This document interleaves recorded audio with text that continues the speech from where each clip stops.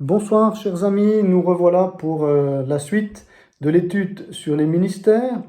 Alors soyez bénis et accueillis sur notre chaîne YouTube donc de l'église de Pentecôte d'Yverdon. Que le Seigneur vraiment vous fortifie, vous encourage au travers de ces études et qu'il puisse vous amener à le servir d'une manière ou d'une autre dans le cadre de l'église locale et puis après bien sûr même au-delà.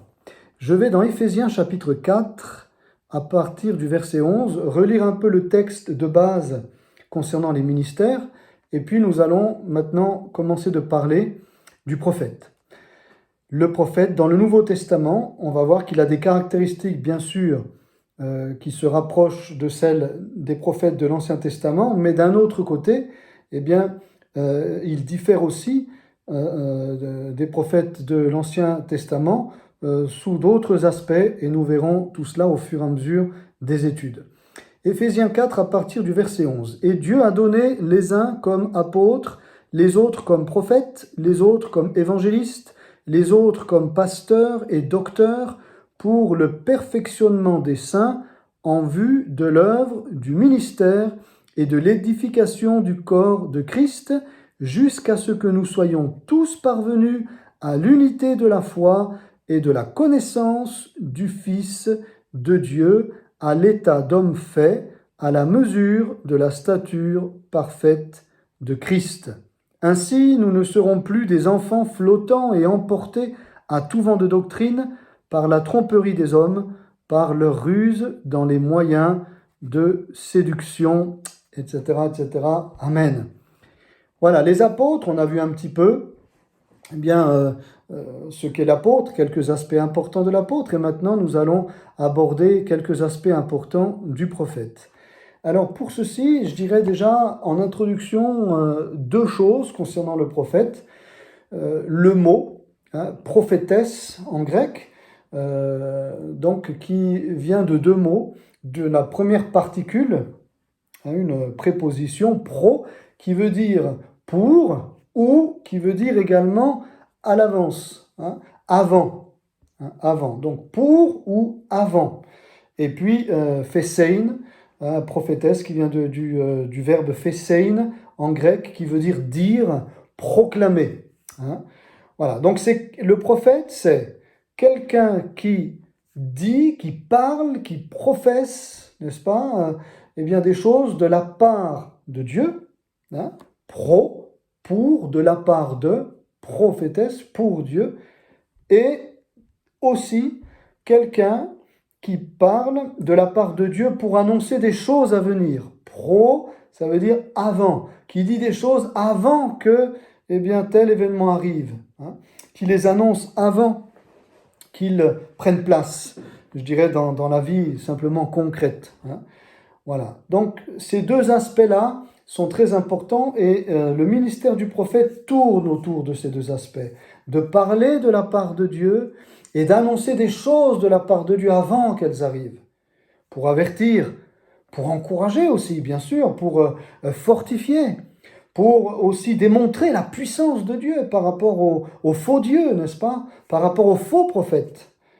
Voilà, donc le prophète n'est pas un ministère vraiment... je dirais, anodin. Dans le Nouveau Testament, il n'y a aucun ministère anodin. Mais ce que je veux dire par là, c'est que par rapport à l'Ancien Testament, on pourrait croire qu'aujourd'hui, le ministère de prophète, c'est juste quelqu'un qui, le dimanche matin, peut-être va donner une prophétie dans le cadre du culte. Vous voyez, peut-être un peu plus régulièrement que les autres, mais ma foi, guère plus que cela.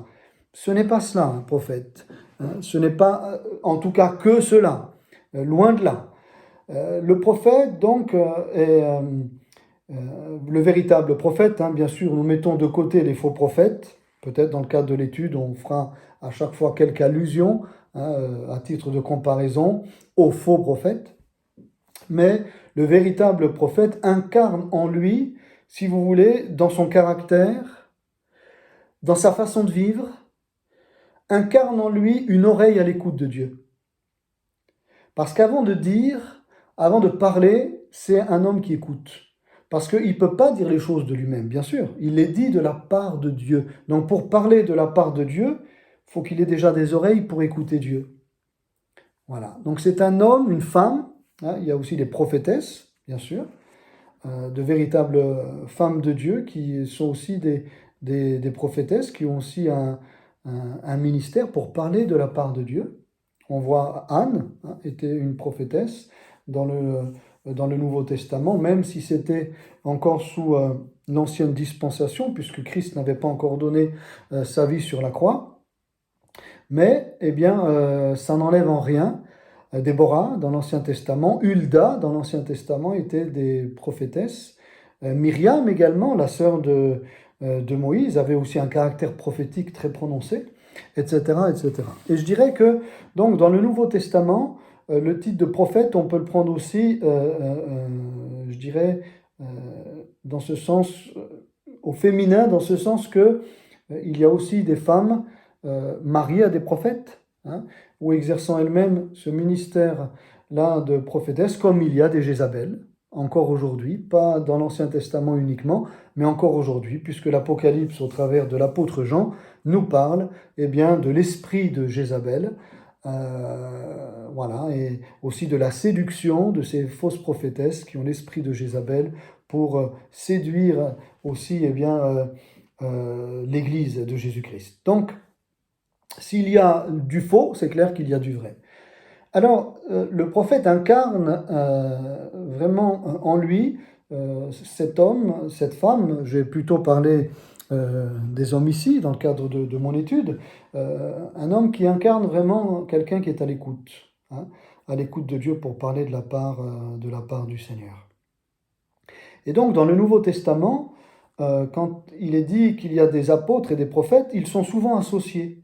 On voit que les apôtres sont avec les prophètes dans le domaine, par exemple, de la révélation, n'est-ce pas, du Nouveau Testament. Voilà. De ce qui a été révélé à Paul, il le dit, ça a été, le mystère de l'Église a été révélé, par exemple, aux apôtres et aux prophètes. Hein, voilà. Le fondement des apôtres et des prophètes, il le dit comme ça dans des textes du Nouveau Testament, l'apôtre Paul.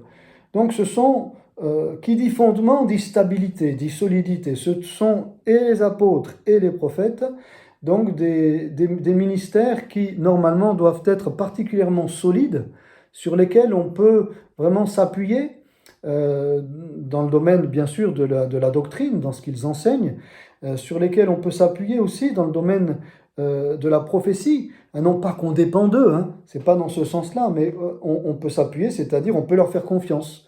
Hein, que s'il y a une prophétie qui est donnée, un véritable prophète, tu peux la prendre au sérieux, ça c'est clair. Hein. On a Agabus dans le Nouveau Testament, on en parlera et bien plus tard, voilà, si Dieu le permet.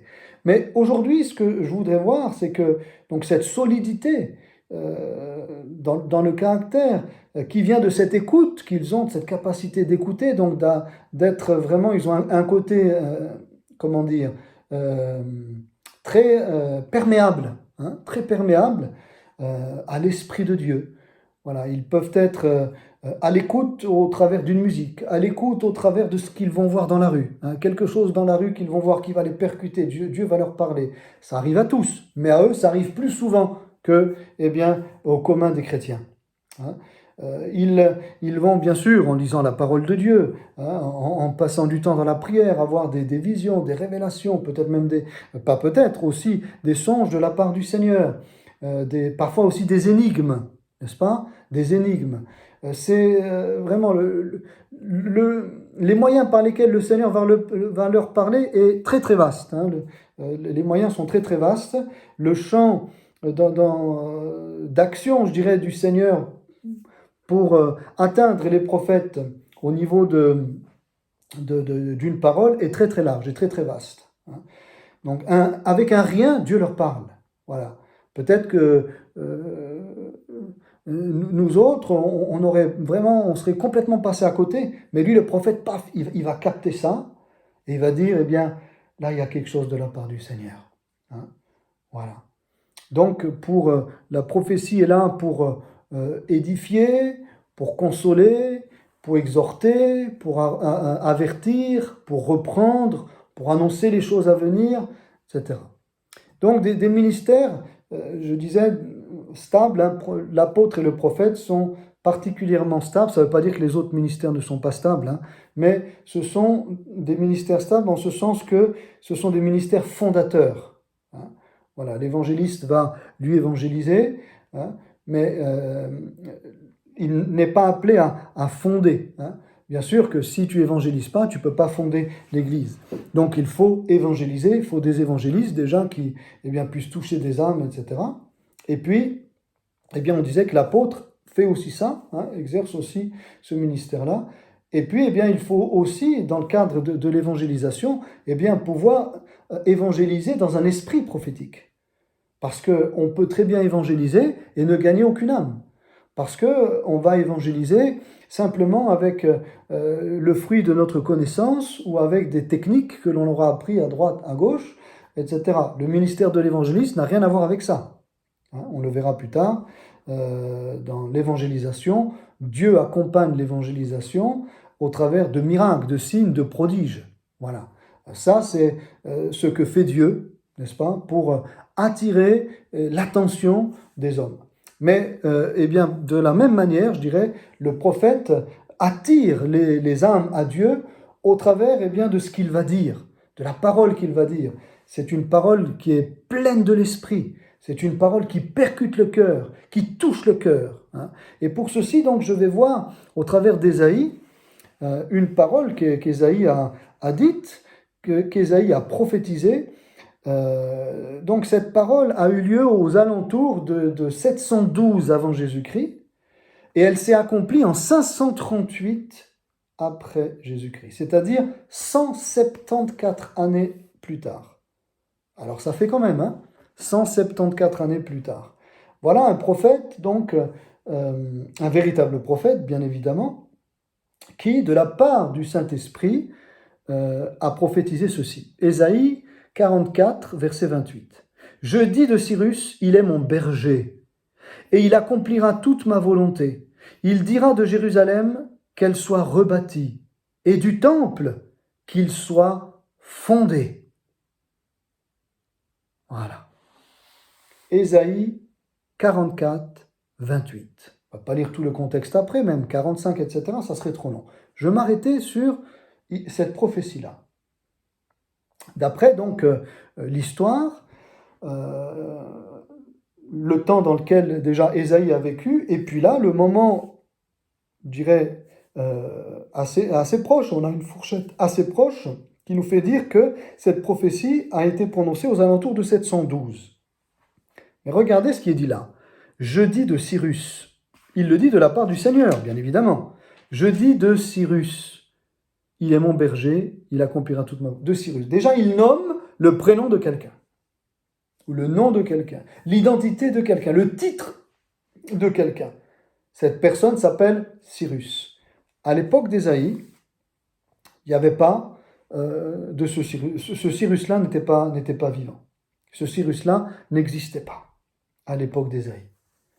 Alors imaginez, Ésaïe a prophétisé pour 174 années plus tard, n'est-ce pas, en nommant le prénom, le nom, le titre, ce que vous voulez, de quelqu'un qui s'appellera Cyrus, que l'on connaîtra, qu'Israël connaîtra, parce que comme on va le voir dans un deuxième temps, Dieu se servira de lui. Mais juste, je veux voir juste deux points. Donc premièrement déjà, il t'appelle par ton nom, parce que c'est ce qu'il a dit ici, hein.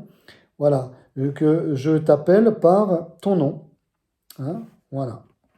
Au verset 4, je t'ai appelé par ton nom, hein, voilà, par ton nom. Voilà. Et dans tout le contexte, on comprend quand même que là, c'est impressionnant de voir un prophète qui non seulement prophétise ce qui va arriver plus tard, mais donne le nom de la personne qui va être utilisée par Dieu pour accomplir quelque chose de grand. Alors pourquoi je dis cela, mon frère? Parce que les prophètes, même dans le Nouveau Testament, les vrais prophètes, vont être extrêmement précis parfois dans les prophéties. Extrêmement précis. Et alors on verra Agabus et d'autres situations dans le Nouveau Testament. Mais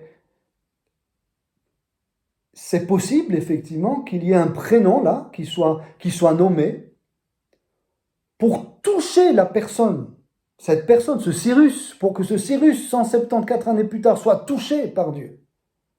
Que Dieu a déjà parlé de lui plus d'un siècle et demi auparavant, et qu'il l'a appelé, et qu'il l'a mis à part, et qu'il l'a oint pour une action, pour quelque chose de bien précis. Je me souviens, on était à Lons-le-Saunier. À l'époque, je servais le Seigneur avec Christian Puroux, serviteur de Dieu des Assemblées de Dieu. Et puis nous étions en prière, et puis ce soir-là, moi j'étais même pas encore rentré dans le ministère, je servais Dieu, voilà, aux côtés de mon pasteur, puis dans l'église. Et puis là, je prie avec Christian, je prie avec mon pasteur, je prie, et puis à un moment donné, le Seigneur me donne une parole, et je la donne comme ça à mon pasteur. Je dis, je reçois vraiment, Christian, je reçois cette parole, que ce soir, il y aura, il y aura vraiment quelqu'un de nouveau qui va venir à la réunion. Puis c'était une petite réunion. Et puis ce soir-là, effectivement, au moment où commence la réunion, arrive quelqu'un qu'on n'a jamais vu. Et puis, au moment donc où cette personne, elle rentre, je vais vers lui, et je ne sais pas comment, c'est sorti comme ça. Je lui dis, bonjour, bonjour Serge, bonjour Serge. Puis là, il s'arrête et il me dit, mais comment vous connaissez mon prénom? Comment vous me connaissez? Et je dis, ah bah, je sais pas, c'est sorti tout seul. Je crois que Dieu vous appelle. Et puis alors, il s'est assis. On a pu lui parler, je vais vous dire, il a écouté. Hein. Il a écouté le message. Et on a pu lui parler du Seigneur. Il a pu être comme happé comme ça, attrapé par le Seigneur. Le Seigneur le connaissait par son prénom, Serge. À Lons-le-Saunier, dans une toute petite église, là, une petite réunion de semaine, Serge. Le Seigneur connaît ton prénom, il connaît ton nom. Et pourquoi il fait ça? Pour épater la galerie? Pas du tout. Pour attraper. C'est un miracle. C'est un miracle pour t'attraper, pour te saisir, pour captiver ton attention, pour retenir ton attention, pour que tu t'arrêtes et que tu puisses dire, waouh, Dieu me connaît, Dieu m'appelle, mais c'est que j'ai de la valeur à ses yeux. Je vous donne un autre témoignage. Alors que nous servions le Seigneur à la Bourboule. La Bourboule, c'est dans les hauteurs du, du Massif central, comme ça. Hein, voilà. Et puis, une très très belle région. Et moi, je priais comme ça, et le Seigneur me parle. Il me dit, eh bien, dans quelques temps, va venir à la Bourboule, dans cette réunion. On n'était pas beaucoup, hein, c'était un culte qu'on faisait le samedi après-midi. Et puis, on était une petite dizaine comme ça, euh, en montagne. Et le Seigneur me dit, cette personne, elle viendra là. C'est une professeure de yoga qui enseigne le bouddhisme. Et il faudra lui parler de ma part.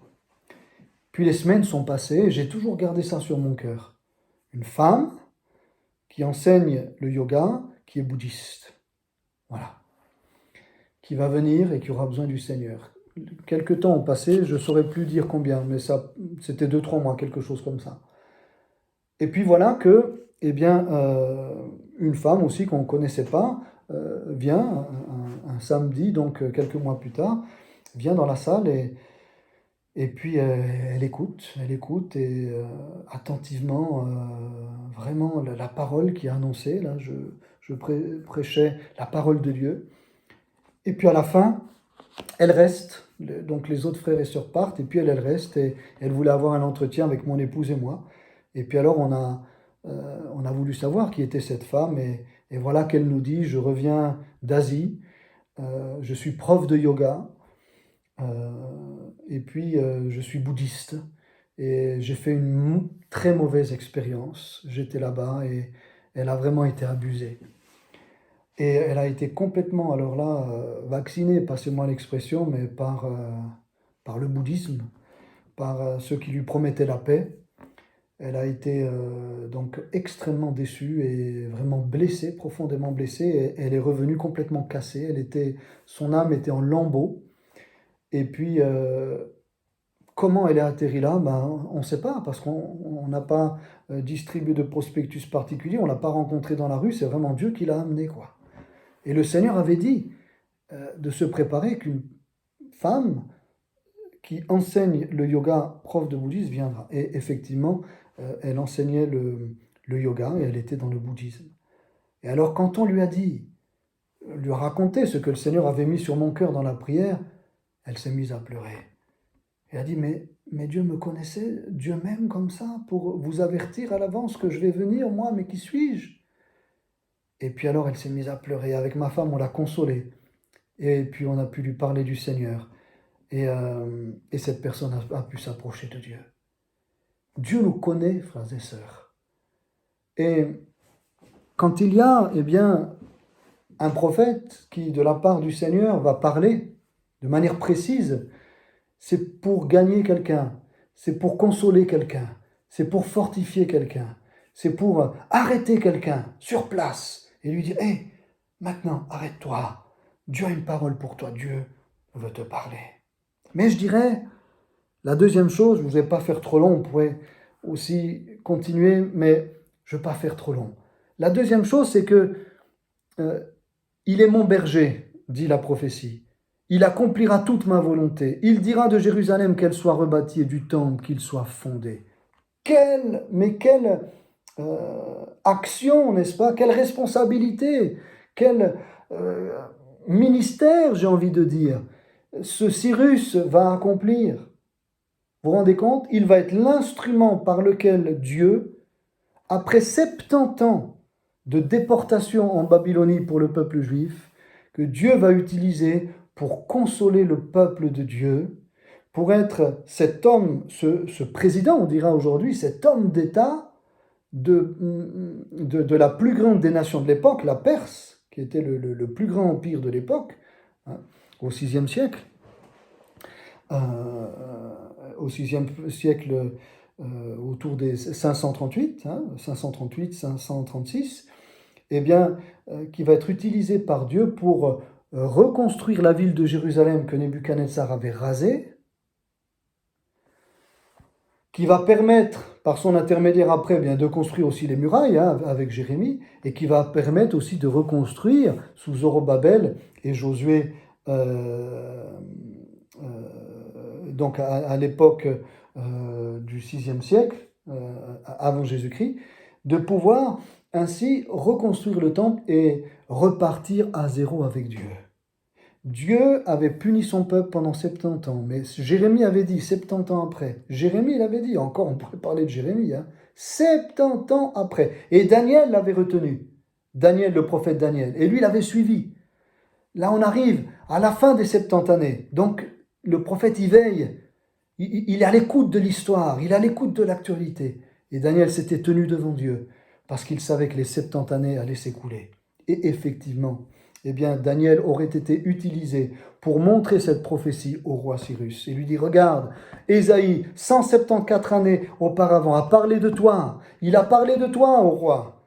Et regarde ce qui est dit dans le rouleau du prophète Ésaïe. Regarde ce qui est dit, que Cyrus devra rebâtir Jérusalem et le temple de Jérusalem. Imaginez comment ce Cyrus a été touché. Et il a été touché. Dans Esdras, chapitre 1er, eh bien, on sait comment il a été touché, comment son cœur a été touché. Et vraiment, il a donné sa vie au Seigneur. Et puis, il a permis au peuple de Dieu de rentrer eh bien, sur sa terre et ainsi d'être consolé des épreuves par lesquelles Dieu avait permis qu'il passe. Même si ça s'est fait en 3 grandes phases, eh bien, le peuple néanmoins est revenu. Ils ont pu reconstruire le temple.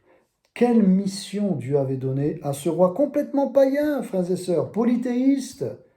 Dieu l'a attrapé avec cette parole. Hé Cyrus, tous les faux dieux que tu sers là, c'est pas juste.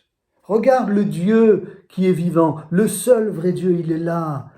Ésaïe l'a connu. Ces prophètes juifs là, eux connaissent le vrai Dieu, au roi. Et Daniel a été donc comme un instrument, puisqu'il a été vraiment un ministre des rois de Babylone et puis après Perse. Alors, il a été utilisé, Daniel était instruit, mais c'est un homme de Dieu.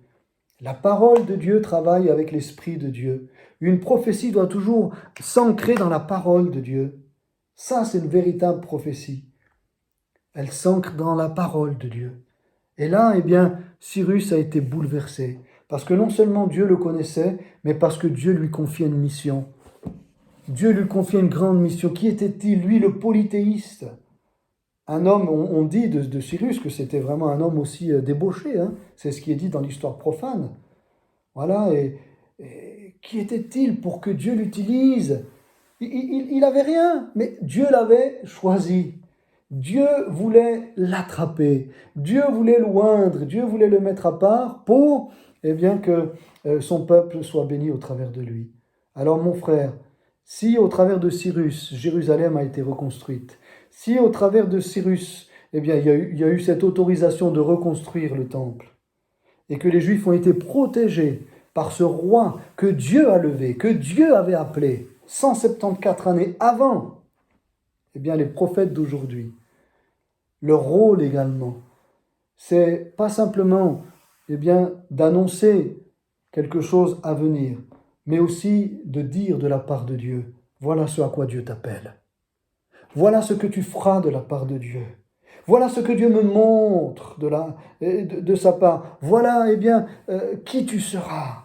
En quoi tu seras utile. Mais vous vous rendez compte combien nous avons besoin des ministères de prophètes? Pour exhorter, pour édifier, pour consoler, pour fortifier. Parce que ça te construit quand tu reçois ça. Moi, je voudrais humblement partager simplement mon appel. Alors, bon, moi, par la grâce de Dieu, j'étais appelé assez jeune.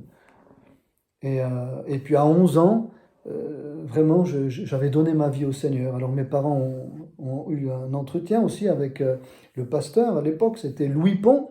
Voilà, alors s'il y en a de la Porte Ouverte qui m'écoute, que le Seigneur vous bénisse. Louis Pont, le fondateur de la Porte Ouverte à Lu en France.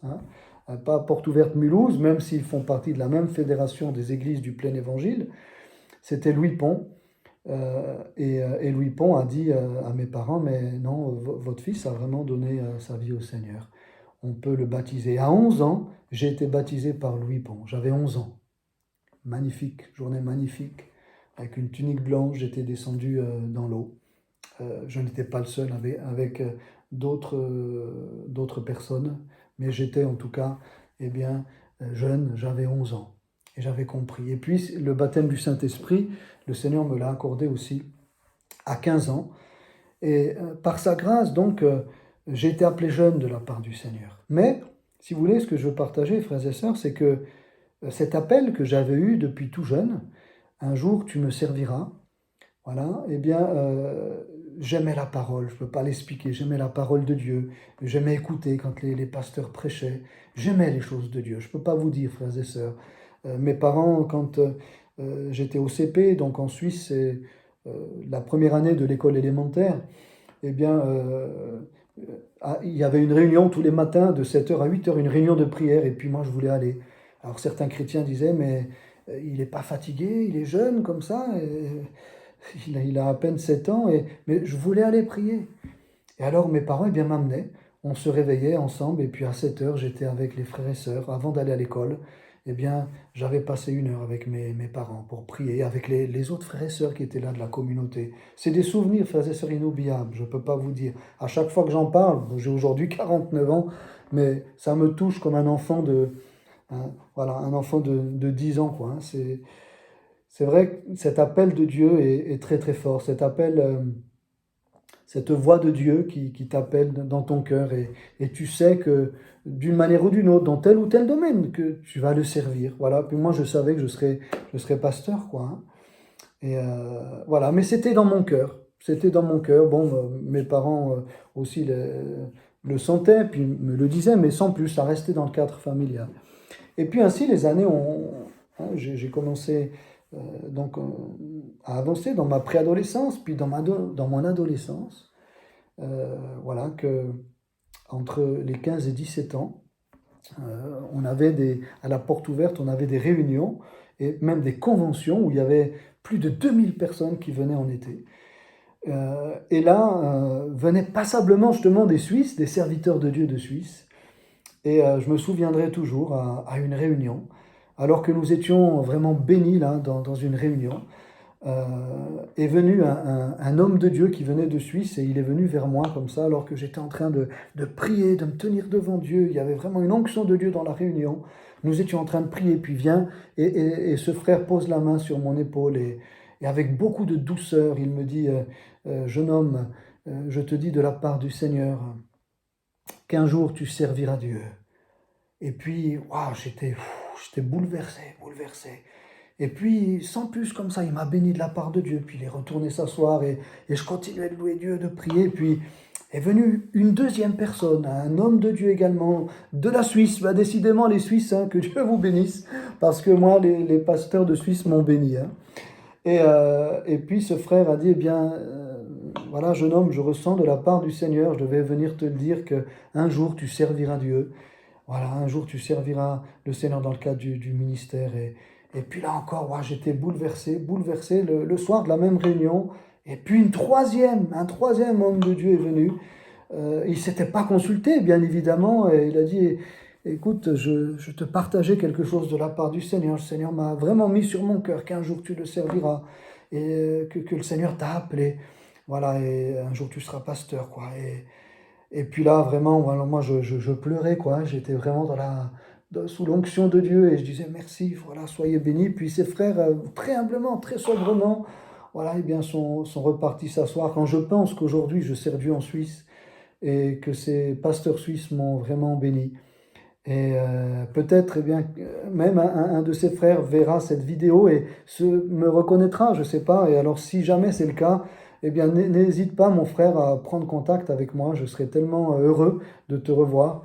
Voilà, c'était à la porte ouverte dans les années, quand on est revenu, c'était les années 90, donc au début des années 90. Voilà, dans une convention à la porte ouverte.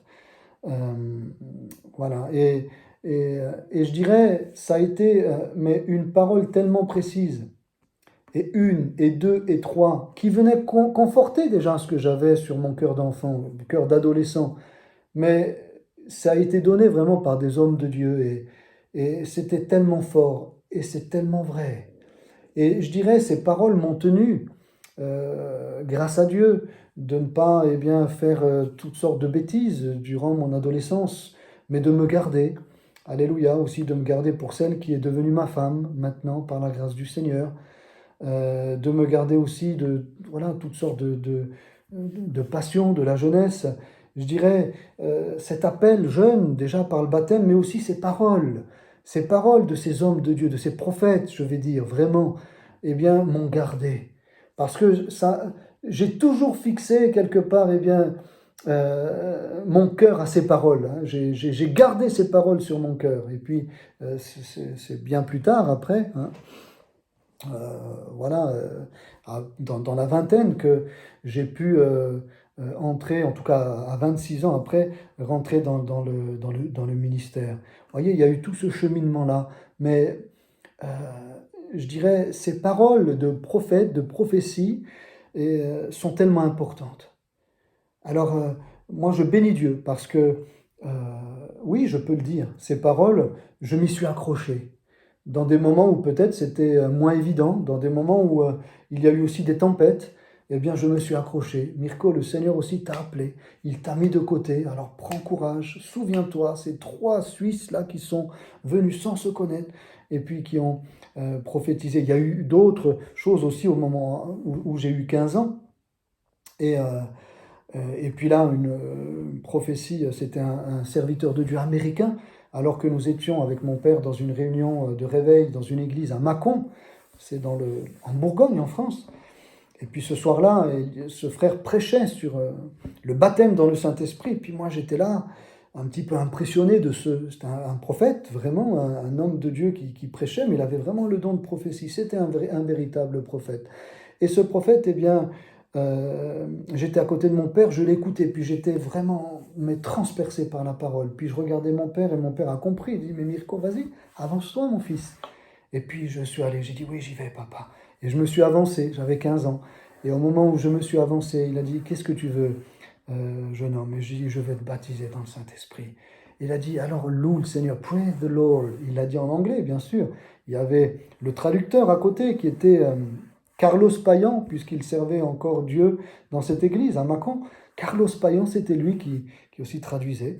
Et, euh, et puis alors, je me suis approché et il a dit, loue simplement le Seigneur. Et c'est ce que j'ai commencé à faire avec, je ne sais plus c'était quoi comme cantique, parce que ça n'a pas duré longtemps. J'ai commencé simplement à chanter un cantique voilà, que je connaissais. Et puis, quelques secondes après, la puissance de Dieu est venue sur moi, mais d'une manière tellement forte, avec en même temps donc un amour pour les âmes perdues qui ne m'a jamais plus quitté, mais un amour pour les âmes perdues à 15 ans que j'ai reçu de la part du Seigneur, suite à cette parole de ce prophète, alléluia, qui a prié pour moi et qui a eh bien, prophétisé, loue le Seigneur et l'Esprit de Dieu va venir sur toi. Et c'est ce qui est arrivé, alléluia. Et j'étais devenu vraiment alors un nouveau jeune homme rempli de la puissance du Saint-Esprit. J'avais donné déjà ma vie au Seigneur, mais là j'étais rempli de la puissance du Saint-Esprit. Enfin, je partagerai encore, j'aurai la liberté de le faire ici dans le cadre de cette exhortation. Voilà encore aussi un couple de prophètes, lui et elle exerçaient ce ministère-là. C'était à Jamble, dans le Jura français. Donc nous venions de nous marier avec mon épouse.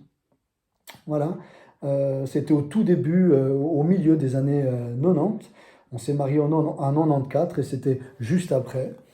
On devait avoir à peine une année comme ça de mariage. Et là, il y avait ce ministère-là de prophètes qui venait aussi des États-Unis, mais des vrais. Et puis là, ils nous ont donné une prophétie. Une prophétie d'une précision extraordinaire. Alors, voilà qu'on était appelés tous les deux, bien sûr. Bon, on avait 21 ans, quoi, hein, donc on venait de se marier. On n'était pas encore entrés dans le ministère, mais qu'on allait servir Dieu tous les deux. Et puis là, de donner des détails, aussi des épreuves que nous allions, dans le cadre du ministère, que nous allions affronter tous les deux ensemble, et que mon épouse me serait complémentaire et que je lui serais également complémentaire, dans le cadre de ce ministère de combat, n'est-ce pas? Et puis, donc, tous les deux avaient décrit les étapes, en tout cas certaines étapes du ministère, dans lesquelles eh bien, on allait vraiment devoir combattre tous les deux comme deux guerriers par rapport à des situations bien particulières, bien précises. Mais on a encore la cassette à la maison, parce que ça a été enregistré. Et voilà que ces choses, effectivement, donc, alors on est rentré dans le ministère hein, à 26 ans, et puis après, on a évolué, et effectivement, des années plus tard, ce qu'ils avaient dit est arrivé. Et là, on s'est souvenu. Et ça a été pour nous un encouragement à tenir bon, à persévérer parce que ça s'est accompli ce que ce prophète, cette prophétesse avait dit de la part de Dieu. Voyez? Alors, je vous ai simplement livré comme ça 3 témoignages personnels parce que je crois que la Bible doit être vécue.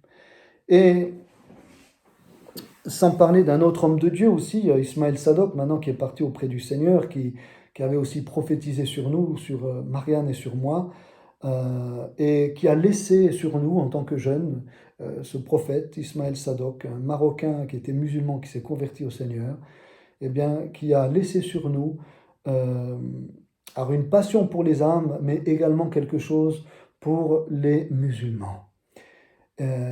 Et ça, c'est quelque chose de particulier. On voit que Moïse, quand il a imposé les mains à Josué, il transmettait, n'est-ce pas, quelque chose à Josué. La Bible nous dit aussi que les anciens qui étaient avec Moïse, l'esprit qui était sur Moïse a été sur les anciens. Il y a quelque chose de prophétique, n'est-ce pas, qui se transmet de la part d'un homme de Dieu qui travaille dans le prophétique, qui a exercé dans le ministère prophétique, qui se transmet également sur ceux auprès desquels il a exercé le ministère. C'est quelque chose de magnifique.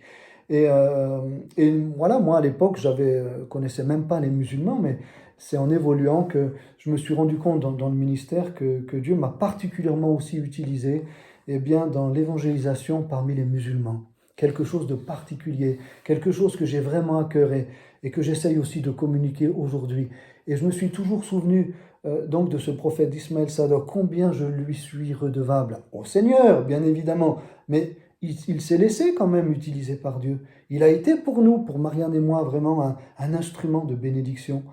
Et j'ai envie de dire donc combien les prophètes marquent notre vie. Les véritables prophètes marquent notre vie. Alléluia. Et au travers de prophéties, combien nous avons pu être avertis. Aussi au travers de ministères prophétiques, avertis également. Avertis, parce que parfois on a besoin d'être avertis. Le Seigneur est là pour nous avertir afin que nous puissions continuer de marcher sur son chemin, être consolés, combien nous avons été aussi consolés, combien nous avons été exhortés dans notre parcours au travers des ministères prophétiques. Et je crois que cette empreinte du prophétique eh bien, nous marque également, nous façonne également dans la façon dont nous servons Dieu. Et j'ai envie de te dire, pour conclure, mon frère, ma sœur, eh bien, sois béni par les véritables ministères prophétiques qu'il peut y avoir dans ton Église. Encore une fois, nous ne parlons pas de ces charlatans, de ceux qui ont des prophéties tous les 4 matins, qui ne prophétisent que des choses bonnes, etc. Je parle des vrais ministères, n'est-ce pas? De ces ministères prophétiques envoyés par Dieu. Écoute-les. Écoute-les, et je dis, apprends au travers d'eux. Alléluia. Remercie Dieu pour ces hommes et ces femmes de Dieu que le Seigneur a placés à tes côtés, que le Seigneur a placés dans le corps de Christ, dans l'Église.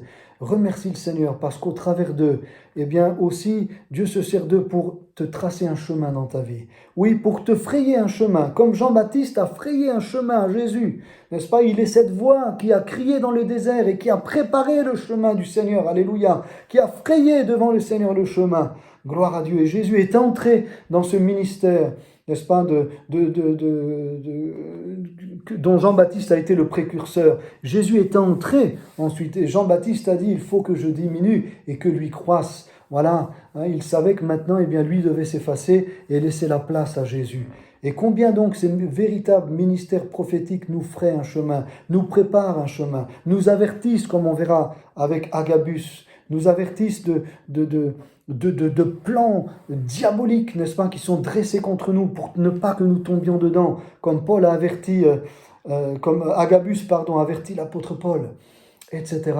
Et marchons dans le prophétique. Marchons dans le prophétique. Les églises de Pentecôte, eh bien, sont normalement des églises dans lesquelles, eh bien, il y a l'esprit de prophétie.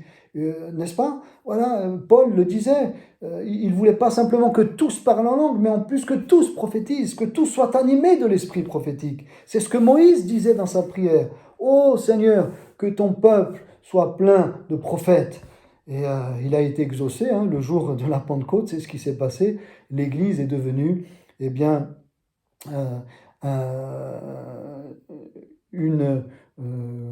une force prophétique, n'est-ce pas? Alléluia.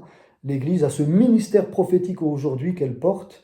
Et quand je dis l'Église, c'est les Juifs et les non-Juifs ensemble, en Jésus-Christ, ceux qui ont reconnu Jésus comme leur Sauveur et Seigneur personnel. Alors, sois encouragé et béni. Et je voudrais conclure maintenant par la prière. Alléluia. Seigneur, c'est vrai que nous sommes encouragés et bénis par le ministère des prophètes. Merci parce que les vrais prophètes, ils parlent de ta part. Et c'est comme si c'est toi qui nous parlais en te servant d'un canal humain. Merci aussi parce que tu te sers des prophètes et des prophétesses pour, eh bien, nous annoncer des choses aussi à venir, pour nous prévenir, pour nous encourager, pour nous fortifier. Seigneur, comme tu t'es servi d'Ésaïe pour appeler Cyrus 174 années avant qu'il vienne, pour lui confier cette mission d'être l'instrument par lequel Jérusalem et le temple seraient rebâtis. Quelle mission extraordinaire! Il ne se serait jamais imaginé de pouvoir être l'instrument d'une telle mission et surtout de rencontrer au travers de papyrus vieux de plus d'1 siècle et demi, de rencontrer le vrai Dieu, le Dieu d'Israël, alléluia, qui s'est manifesté en Jésus-Christ de Nazareth il y a 2000 ans. Oh, béni sois-tu, Seigneur Jésus. Merci de ce que tu te lèves encore des jeunes avec l'esprit prophétique. Merci de ce que tu te lèves encore des hommes et des femmes d'un certain âge avec l'esprit prophétique dans ces derniers temps, Seigneur, pour nous maintenir, eh bien, dans un esprit de prière, dans un esprit de sainteté, dans un esprit de vigilance, afin que nous arrivions dans cette fin des temps, Seigneur, en étant accrochés à toi. Oh, loué sois-tu, Seigneur. Lève-toi, lève-toi des prophètes, lève-toi des prophétesses, des vrais, Seigneur, qui parlent à ton Église, qui, dans l'évangélisation, sont utilisés par toi pour ramener, eh bien, des fils et des filles prodigues à la maison, pour les ramener à la maison. Seigneur, nous voulons écouter ta voix et fais-nous la grâce d'être des voix, des porte-paroles de Dieu dans cette génération perverse et corrompue. Seigneur, appelle par nous des hommes et des femmes à te rencontrer et à devenir à leur tour des fils et des filles du Dieu vivant qui te serviront dans l'Église, qui te serviront au-delà de l'Église locale. Oui, parce que tu appelles avant ton retour, tu appelles. Béni soit ton nom, Seigneur. Béni sois-tu pour l'esprit prophétique que tu répands sur ton peuple avec abondance. Dans le nom de Jésus de Nazareth, qu'à toi revienne toute la gloire, Seigneur. Amen, amen, amen. Glorifie ton nom, Seigneur Jésus. Glorifie ton nom. Qu'au travers de la prophétie et du ministère prophétique, le nom de Jésus soit vu. La personne du Christ soit vue au travers de nous. Que le nom de Jésus soit béni. Alléluia. Que le nom de Jésus soit béni. Amen, amen, amen, amen. Alléluia. Gloire à Dieu. Gloire à Dieu.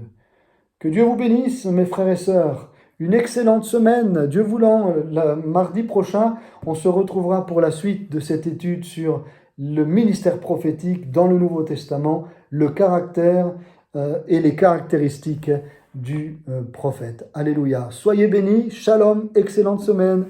À bientôt.